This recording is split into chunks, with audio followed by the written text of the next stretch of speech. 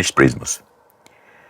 Dje kishim një shfaqje butaforie në qytetin e Poliçanit, ku një turm njerëzish aty që fillonte në fillim me atë kryetarin e Partisë Socialiste, kryetarin e bashkisë që ishte aty, socialist. Dhe pastaj nga ajo fituesja e Big Brother, Erla. Ju kujtohet, me si duket Erla është nga Poliçani, është Poliçaniote. Pra kjo turm që sigurisht kishte edhe fëmijë aty, po dishte teserat Partisë Socialiste.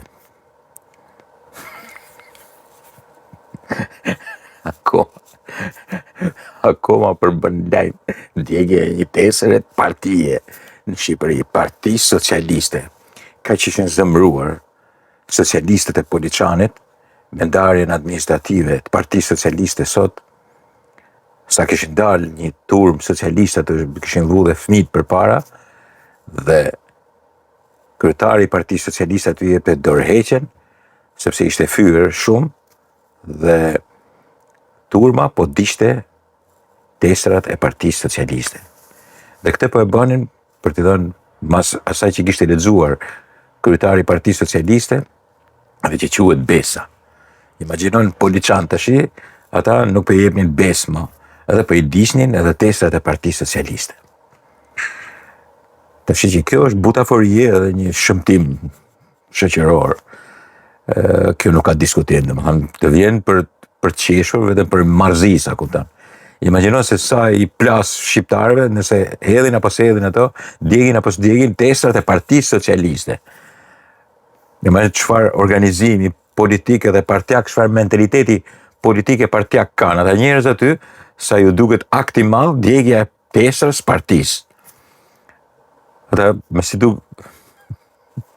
me siguri se Poliçani ka gjithë jetën që i voton Partinë Socialiste, voton sepse ata sigurisht besën i kanë dhënë më tepër Partisë Komuniste, po me që nuk e kanë, kjo socialiste tash është për to është borgjezuar, edhe këtu kanë drejt ata.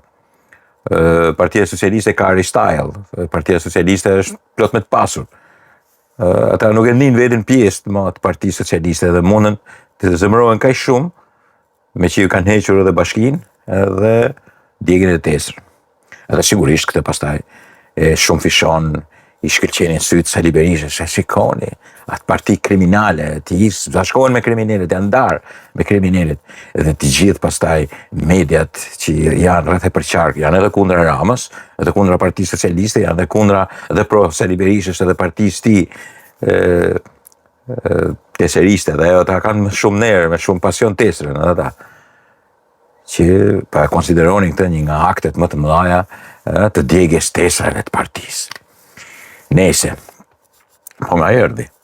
Erdhi sepse sigurisht Poliçani, i cili tash është ka ta ndisur, nuk e di, 1000 veta,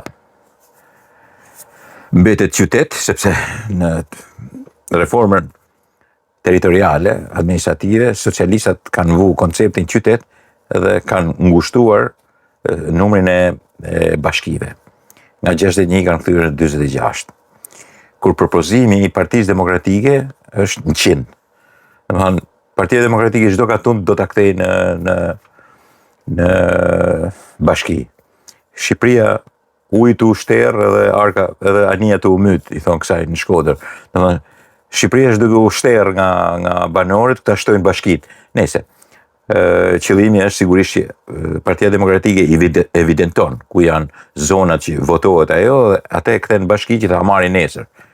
Logjik është kjo punë, po jo se mërzitet kaq shumë, sepse sigurisht baza e fitores është ke sistemi zgjedhor dhe jo kaq shumë ke ndarja territoriale. Po dhe ndarja territoriale, si ta shpjegoj më vonë, ka rëndësi për to. Pra, Poliçanin, si edhe Klosin edhe Maliqin, Partia Socialiste i largon nga bashkia, qenia bashki, ka dhe disa bashki tjere, Dimalin për shembull, ku çohen, nuk e di, e mund çohen. Dhe i lë qytet, që për qytet 1000 vet, 1200 vet, nëse fshati i madh, po qytet është, Poliçani është si qytet. Dikur aty janë prodhuar fishek, janë prodhuar edhe arma. Tash prodhohet asgjë, edhe sigurisht është zbrazur, si është zbrazur dhe kultura dhe shumë qytete tjera kudo. Dhe që është zbrazur dhe Fusharësit që ja bashkojnë Pukës. Kjo është logjika.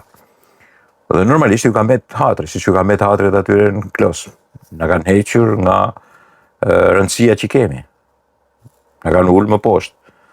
Sepse sigurisht ata nuk do kenë kryetar bashkie në vërtet, por një nënkryetar nga Berati, i Bashkisë Madhe të Beratit, do ketë funksionin e kryetarit qytetit ose kryetarit bashkisë Poliçanit. Kështu do funksionojnë për shembull një nënkryetar nesër i Korçës, i Bashkisë Shkodrës, i Korçës do të jetë dhe kryetar i Maliqit, i qytetit Maliq.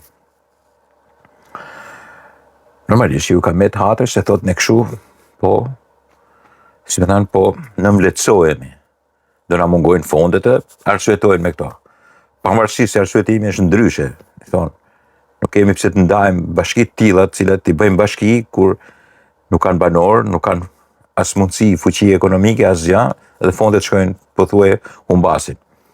Tjetër është arsyetim i atij që ndan, Partia Socialiste pak ka menduar që të ndaj territorin ku fiton ajo. Këtë e ka menduar me 100 bashki Partia Demokratike. Por Partia Socialiste ka dashur të mbledhë, të funksionojë më tepër që bashkia e madhe dhe pastaj të rigjejë edhe një herë konceptin e qyteteve, mos t'i heqi fare nga, po themi, t'i kthejnë fshatra, t'i humbasi. Po paknajsi do ketë, sigurisht i ka për të pasur paknajsi. Shoqërimi me tesra, djegje tesër partie, pastaj është marrëzie e jashtëzakonshme. Është kthehesh në një popull retrograd fare, të parapolitikës, akoma besimin e ka ke tesra e partisë. Imagjinote çfarë hallet e madh, kujton se mu metet hatri se djeg tesrën e Partisë Socialiste atje në Poliçan. Të janë marzira, ose ata kur dorëzojnë, të kujtohet kur dorëzonin tesrat e Partisë Demokratike, këne nga krau tjetër thonë, ja i dorëzuan. Tash i thonë, çe pa i djegin tesrat, le që herë marrëzi që kapesh me tesrën e partisë. Po të shpun kap tesrën e partisë, po e djegi tesrën e partisë, që djegnin libra dikur, tash edhe tesrën e partisë. Idiotizëm kështu edhe një aktore e madhe me emrin Egla që bërtet mos i pranoni, mos e bëri gabimin të votoni Partinë Socialiste, sepse shiko çfarë na bërë. Një budallek, një hajvanllek, po mirë, po është kohë e budallëve, si më thënë, është edhe kohë e hajvanllekut. Kështu është, kështu funksionon. Edhe kohë e butaforisë. Tash unë kam harru të bëhem nervoz qeshi, sepse është për qeshur me të tilla marrëzir, të tilla hajvanlleqe, do të thënë skena të tilla dhe kartone animate të tilla, ku diun se themen, filma multiplikativ të tillë janë të tmerrshëm. E sidomos kur nxjerrin dhe fëmijët përpara. Çfarë kishin bërë me Shkodrën? Partia Demokratike ka bërë shumë. Partia Socialiste ka bërë vetëm një gjë. Me qarkun e Shkodrës ka bashkuar Pukën me Fusharsin. Me për mu mirë kanë bërë, sepse s'ka kuptim më. Pak njerëz janë, i ka bashkuar bashkë. Kurse Partia Demokratike kishte bërë një kryevepër. Partia Demokratike kishte ndarë në 8 bashki Shkodrën. Krahas kësaj që kishte, për shembull, Pukës, Fusharsit, Vadesit, Shkodrës dhe Koplikut, Malësisë Madhe, Partia Demokratike kishte shtuar Velipojën, Drivastin, pjesën Hiqthethin, pjesën e Dugagjinit e poshtë. Bile gabim kanë bërë pse se kanë shpallë Dugagjinin. Vetmja gjë e mëndshme që mund të bënin ishte, siç e kanë kërkuar më parë, ta ndajnë Dugagjinin veçmas. Të ishte bashkinë veti, nuk e kanë bërë. Kanë nën thethin Shkodrës. Nuk kanë guxuar të shkojnë deri atje. Në fakt, e mira ishte ta ndanin Dugagjinin. Bashkia e Dugagjinit dhe të vazhdonin punën atje. Më mirë, më ndershmëri do ishte kjo. Por kanë shtuar pikërisht Drivastin, Malësinë e Madhe, Shkrelin, si më thanë, Koplikun në vete, dhe Pukën edhe Fusharsin e kishin lënë, edhe Vadesin. 8 bashki. Qarku i Shkodrës. Pra, Shkodrës i kishin hequr atë që quhen Drivast, i kishin hequr edhe Velipojën, sepse Partia Demokratike është e qartë që Velipojën e marrin vetë, Velipoja është vetëm 600 vetë në dimër. Në kohën e tyre 600 vetë ka, gjithse që e 700 në shtyme. Po, këta e duan sepse e din që e marrin. E marrin sepse ka njerëzit e tyre aty i kanë më mirë, mund ta marrin ose besojnë se mund ta marrin. Edhe njëkohësisht, po ashtu Drivastin, besojnë se mund ta marrin, gjithmonë Partia Demokratike është votuar aty. Edhe në këtë pikë e kanë ndarë në 8 bashki, se e di që spaku 2 bashki ose 3 mund t'i marrin ata. Dhe gjithë koncepti me ndarjen e 100 bashkive nga Partia Demokratike ka në bazën e tij filozofike zonat, ku janë bazenet e Partisë Demokratike. Ndërsa sistemin e kanë të përbashkët, si Partia Demokratike dhe Partia Socialiste, aty nuk luajnë ata. Nëse do bëjnë ndryshim, do të ishte gjë e madhe fort. Po aty para bëjnë fjalë edhe. Prandaj edhe kur e diskutojnë ndarjen territoriale, Partia Demokratike nuk bëhet shumë nervoz, sepse sigurisht po u bë shumë nervoz, socialistët jetonë, di çka keni, jemi që jemi, ja fusim edhe këtë kodin e bëjmë kështu si thonë këta flamingot. Mi pa shuhum Sali Berisha, se nuk i merr më ato vota, s'ka për të marrë as ato që i ka marrë pak, do marrin edhe më pak se pak. Në këtë pikë, rrin pas, se me thanë, ne e bëm punën tonë, ne e ndam me 100 bashki, ne popullin e duam shumë, ne jemi për popullin, ja u dogjën e testat e Partisë Socialiste, Edi Rama shi marr fund, mafia narkoshteti, e mbyllin me kaq ata, vazhdojnë punën e tyre.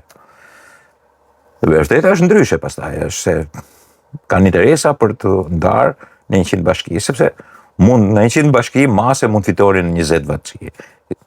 Base. Tem 25, shto është probabiliteti për të fituar në bashki më tepër. Iku kjo. Tjetra ishte që kisha qef, ishte Timaku që mbaron montimin edhe modifikimin e 40 mjeteve të reja ushtarake me Timak Defense. Sigurisht është montim, prodhime janë vetëm pjesët që i shtohen për të bërë automjet ushtarak, për forcimet edhe sigurisht. Nuk është se është një prodhim i vërtet që nga fillimi deri në fund, po sot nuk ka prodhime të vërteta nga fillimi deri në fund, sepse sigurisht prodhojnë pjesë të njëri tjetrit, por janë marrë kamion edhe gjipa, mjetet lehta edhe të rënda, që i duhen sigurisht për mbështetje logjistike, edhe më vonë do të fillojë edhe prodhimi i blindave, por sigurisht automjeteve që ka nevojë ushtria. Gjithmonë ushtria ka nevojë për automjete transporti, logjistike, automjete taktike, të cilat Timaku do t'i prodhoj, ka marrë licencat për t'i prodhu. Është fitore e madhe, sigurisht që është fitore e madhe, sepse i prodhojmë në vend tash. Në fundit, është ndryshe të bësh një kontratë që kushton sa i biri tamër, është ndryshe që ti montosh i t'i rregullosh në vend, të furnizosh ushtrinë tënde, me mjete taktike, me mjete logjistike, pastaj pse jo dhe me mjete të vërteta ushtarake, luftarake, po them që janë për luftë, që kanë edhe gryka zjarri ose kanë momente blindimi, blindazhit të thellë dhe të madh. Të gjitha janë përllogaritur t'i ketë Timak Defense, që drejtohen pikërisht nga ajo Arjeta Puca dhe që sigurisht është shoqëria që e bën ministri i sotëm Erman Nufi që ka dalë nga ajo shoqëri, është bërë ministër duke qenë administrator ose bashkëpunëtor i tyre. Si duket, qeveria shqiptare është në sulm të jashtëzakonshëm për prodhim vendas, sido që tjetë prodhimi vendas është prodhim vendas. Edhe sikur të jenë montime, edhe sikur të jenë 60%, 30%, 50%, nuk çrëndësi ka, se merret motori, rregullohet shasia, edhe pse ndërtohet, kështu veprohet kudo në botë, po prodhimi vendas të siguron furnizimin, siguron patjetër sasinë, ke nevojë për sasi të mëdha dhe modernizimin. Dhe kjo është e padiskutueshme që është një nga fitoret më të mëdha. Timak Defense sigurisht në fund vitit jo vetëm do prodhojë edhe të tjera, kështu po do fillojë të prodhojë edhe mjete për 8 persona, edhe mjetet e blinduara dhe taktike të luftimit për 8 persona brenda. Kjo është një nga fitoret e mëdha. Shota ishte ajo që ishte fillimit, po tash mund të prodhojnë seri sepse kanë ndërtuar linjat. Ka një uzinë të montimit edhe të prodhimit të certifikuar nga NATO. Kështu që gjithsesi, sado që njerëzit mundohen të thonë, ja ma qa pa bani, pa montoni, a është certifikimi NATO-s. Çfarë del prej asaj uzine, ka standardin dhe vullën e certifikimit të prodhimit NATO. Ndryshe, nuk lejohet të prodhohet në një vend NATO-s. Dakord, miqtë e mi. Çfarë të them tjetër?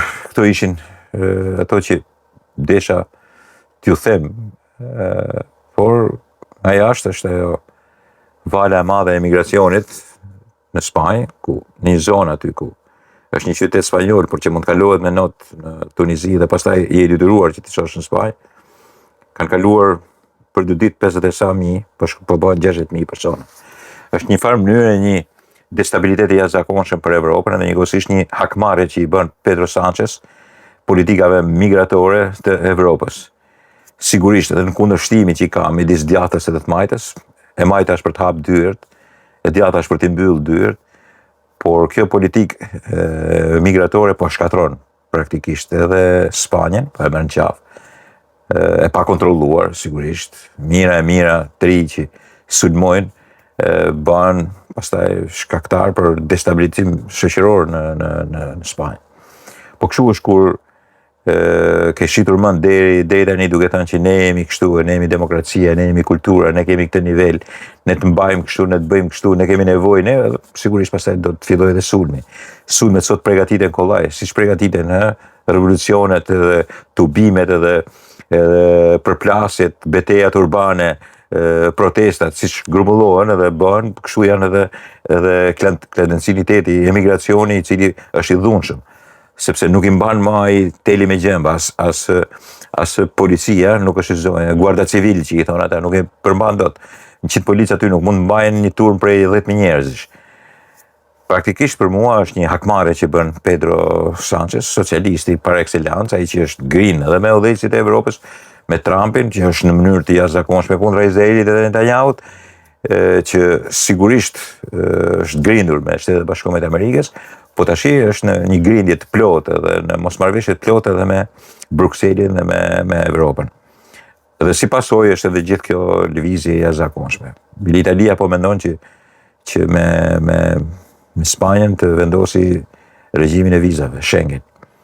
Sepse sigurisht gjitha të turm të madhe nuk rri e gjitha në Spanjë. Ai do të sulmoj Francën, do të sulmoj Gjermaninë, do të sulmoj Italinë, do të sulmoj gjitha. Nëse do vazhdoj po ky sulm, aty do të shkojnë brenda 3 ditëve mbi 200.000 njerëz. 200.000 njerëz fillojnë të shkatrojnë. Evropa nuk është si Shqipëria, cilës i kanë ardhur vëllezërit sigurisht, po i kanë ardhur 650.000 njerëz brenda një jave. Edhe nuk ndodhi asgjë. Këta e kanë harruar, e të parët që i kanë harruar janë kosovarët.